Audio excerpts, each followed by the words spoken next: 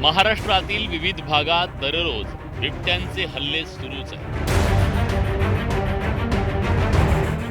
अवघ्या 2 दिवसात मराठवाडा, कोकण, पश्चिम महाराष्ट्रासह विदर्भातही बिबट्याच्या मुक्त संचाराच्या घटना उघड झाल्या.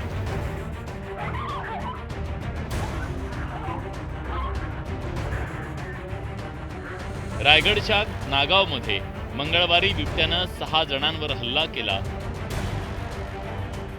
तर बुधवारी सकाळी नागपूरच्या पारडीत बिबट्यानं हल्ला करत तब्बल 7 जणांना जखमी केले.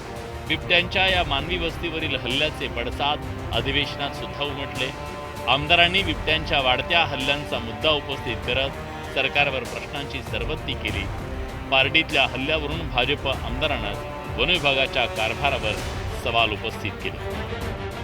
ते उशिरा आले, परंतु त्यांनी त्या बिबट्याला या ठिकाणी पकडलं आणि 7 लोकांना बिबट्याने आज जखमी केलेला आहे. ही दुर्दैवी बाब आहे.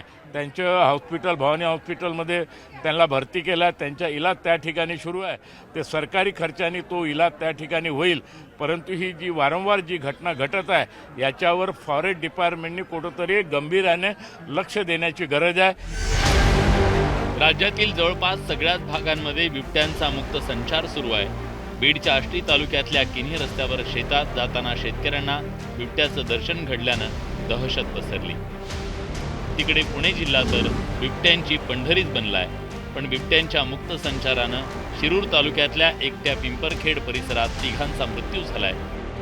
तर जुन्नरच्या वडगाव आनंदरमध्ये एक मादी आणि तिचे 2 बछडे वन विभागाच्या पिंजऱ्यातल्या कोंबड्यांवर हल्ले करताना कॅमेऱ्यात कैद.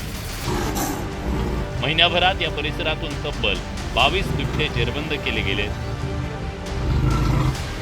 बिबट्यांच्या या मुक्त संचार आणि हल्ल्यांच्या निषेधार्थ जुन्नरचे आमदार शरद सोनवणे थेट बिबट्याच्या वेशात विधानभवनाच्या आवारात पोहोचले. आज 100 वर्षाचं आयुष्य असलेलं एक माणसाचं आयुष्य एक बिबट्याच्या नाहक बळीमुळं संपत असेल तर याला आपण सर्वजण दोषी आहोत असं मला सांगितलं. बिबट्याच्या वाढत्या हल्ल्यांनी शेतकरी, सामान्य नागरिकांमध्ये भीतीचं वातावरण आहे. अशा वेळी या गंभीर प्रश्नांवर गांभीर्यानं विचार करणं गरजेचं आहे. पण जेव्हा हा प्रश्न वनमंत्र्यांना विचारला तेव्हा त्यांनी बिबट्यांचा बंदोबस्त करण्यासाठी थेट बकऱ्या आणि शेळ्या सोडण्याचं अजब फरमान सोडलं. 4 ते 1 कोटी रुपये त्या ठिकाणी घेऊन प्रत्येक जिल्ह्यामध्ये अशा प्रकारच्या शेळ्या त्यांना गळ्यामध्ये टॅग, जसं आपण गावाच्या मध्ये देवाचा नंदी असतो तशा प्रकारचा तो सगळ्या गावाचा नंदी होतो.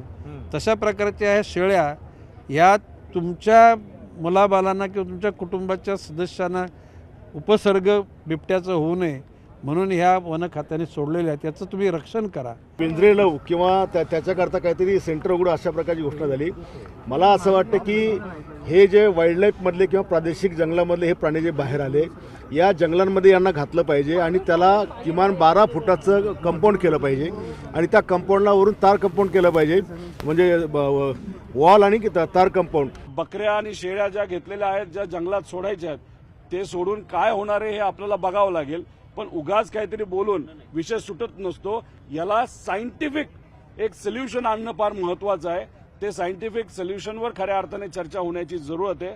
पण ते न होता आम्ही बिबटे धरू, ते भारताच्या बाहेर नेऊ. जसं आपण चित्ते आफ्रिकेतून इथं आणले तसे कदाचित हे बिबटे दुसरीकडे कुठेतरी घेऊन जाणार आहेत.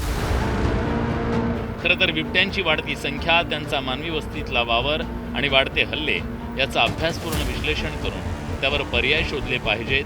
पण वनमंत्र्यांचं फरमान पाहता तसं होताना दिसत नाहीये. त्यामुळे आम्ही बिबट्यांच्या गंभीर प्रश्नावर तज्ज्ञांची मतं जाणून घेतली. मॅक्झिमम क्रॉपिंग पॅटर्न हा फक्त शुगरकेनचा आहे, ऊसाचा आहे. तर ऊस हे 1.5 वर्षाचं पीक आहे. बिबट्याला हवं असणारं पाणी पाटांमधून मिळतंय, धरणांमधून मिळतंय, कालव्यांमधून मिळतंय. आणि इथे ती जी सुबत्ता आली त्यामुळे शेतकऱ्यांकडं एकटी घरं असणं, त्यांच्याकडे दुभती जनावरं असणं, जोडधंदे असणं, ह्या सगळ्यामुळे एक अनुकूल परिस्थिती बिबट्यांसाठी तयार झाली. पिल्लं जास्तीत जास्त जगत आहेत आणि परिणामी जंगलात जी मोर्टॅलिटी रेट असतो सर्व्हाइव्ह करताना तो इथे खूप कमी झालेला दिसतो आणि इथं जेवढी जन्माला येतात तेवढी जगतात. बिबट्यांची वाढती संख्या, त्यामुळे वारंवार मानव आणि बिबट्यांचा संघर्ष होतोय. हा संघर्ष रोखण्यासाठी ठोस उपाययोजना होणं गरजेचं आहे. पण वनमंत्री मात्र बिबट्यांना शेळ्या बकऱ्यांचा पुरवठा करण्याचा विचार करतायत, अशानं खरंच बिबट्यांचा प्रश्न मार्गी लागणार आहे की तो वाढणार आहे, की फक्त पैशांचा आणि शेळ्या बकऱ्यांचा अपव्यय ठरणार आहे, असे अनेक सवाल यातून उपस्थित होत आहेत. शरद जाधव, न्यूज 18 लोकमत, मुंबई.